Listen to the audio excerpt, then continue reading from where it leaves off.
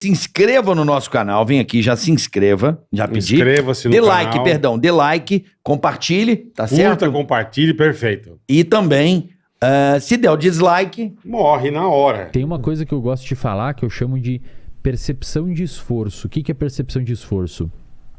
Se nós dois levantarmos isso daqui, levanta isso daí. Beleza, os dois pesam a mesma coisa e a gente levantou de uma altura igual. Então, digamos, a gente fez o mesmo movimento do ponto de vista físico. Agora, se alguém passar um questionário para nós de percepção subjetiva de esforço, você vai relatar quanto você se esforçou para fazer isso e quanto eu me esforcei. Dá para fazer coisas semelhantes no sentido intelectual. Então, digamos assim, a gente pega cada um livro, a gente lê um capítulo de um livro e alguém pergunta para nós quão custoso foi para você ler esse capítulo do livro. Quão custoso foi para você se aprofundar nesse capítulo do livro, entender o capítulo do livro. Hoje em dia, as crianças e os adolescentes estão cada vez falando mais, que é muito mais custoso do que uma pessoa, por exemplo, a geração dos pais, muitas vezes.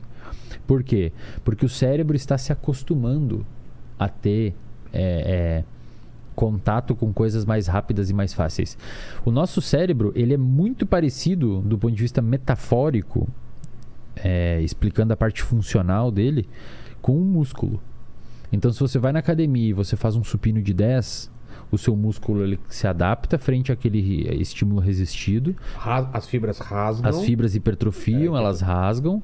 Você come, você fortalece aquele músculo para no outro dia você conseguir levantar 11. E daí e vai crescendo. Ou semana que vem você vai levantar 12. E daqui 5 meses vai levantar 15. O cérebro é parecido? Muito. Claro que ele não cresce do ponto de vista físico, mas existem estruturas dentro do nosso cérebro, que a gente chama de neurônios, que são as células do nosso cérebro. E esses neurônios, eles se conectam uns com os outros. As sinapses, exato. E aí existe uma máxima de um pesquisador que viveu na década de 50, era um psicólogo de Harvard, chamado Donald Hebb. Ele diz que neurônios que disparam juntos, isto é, células que disparam é quando ele está ligado, digamos assim. Neurônios que disparam juntos se fortalecem juntos. O que significa isso? Digamos que você vá aprender que a capital do Brasil é Brasília. Isso é uma memória que você formou. Quando você forma essa memória, vamos imaginar que existe aqui essa parede toda é feita de neurônios do seu cérebro. Quando você forma essa memória, algumas das luzes dos fios aqui da parede disparam, outros não. Uns sim, outros não. Como se ficasse uma trilha dentro do seu cérebro.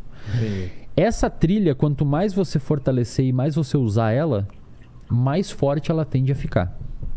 Então, uma das melhores formas de você fortalecer o seu cérebro... Como um rio, ele vai criando um sulco... Exato. E um caminho, porque ele vai passando várias vezes pelo meu caminho e vai marcando aquele caminho. É um campo de grama que você passa todo dia. Fica uma trilha. Uma trilha. E aí, quanto mais você passa ali, a trilha fica mais evidente e mais fácil você olhar para a trilha e lembrar dela.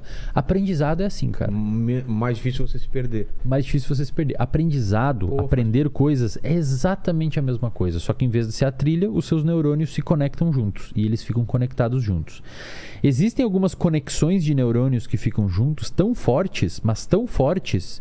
Normalmente elas acontecem num contexto de trauma, que elas são o substrato neurobiológico do transtorno de estresse pós-traumático. O que é um transtorno de estresse pós-traumático? Você viveu um acidente de carro. Cara, aquilo ali formou tão forte uma memória no seu cérebro que você começa a ter medo de andar de carro de novo porque você tem uma memória muito forte de um trauma. E para quebrar isso daí é difícil. Tem algumas memórias... Especialmente quando envolvem, por exemplo, abuso na infância, que elas tendem a ficar muito fixa, cara. Muito fixa. E escondida assim, às vezes? Então, podem esconder. Tem caso que a pessoa esquece? Tem casos que ocorre um processo chamado de despersonalização. O cérebro... Isso é muito louco, cara. O cérebro, ele meio que faz você ter uma...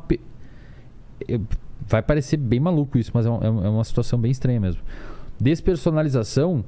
É tipo quando você sai de você e você se enxerga de fora, como se você fosse outra pessoa. Entendi. E o cérebro tende a fazer isso em alguns transtornos de estresse pós-traumático que tem despersonalização junto, principalmente com abuso e principalmente sexual. Não necessariamente físico, mas sexual. Abuso sexual é um trauma muito forte para o nosso cérebro. Muito agressivo. Preditor de muitas doenças psiquiátricas na idade adulta. E muitas vezes o cérebro tira a sua percepção de que é você no momento do trauma, quase como se fosse uma forma de se proteger. De você falar, não fui eu que passei por aquilo, foi outra pessoa. De tão agressivo que é. Então aquela memória fica forte. E para quebrar, cara, é muito complicado, mas envolve um processo gigantesco de psicoterapia, que a gente chama de psicoterapia cognitiva comportamental, envolve processo de dessensibilização, enfim, aí é todo um esquema gigantesco. Medicamento também, às vezes? Quando necessário, é importante medicamento também.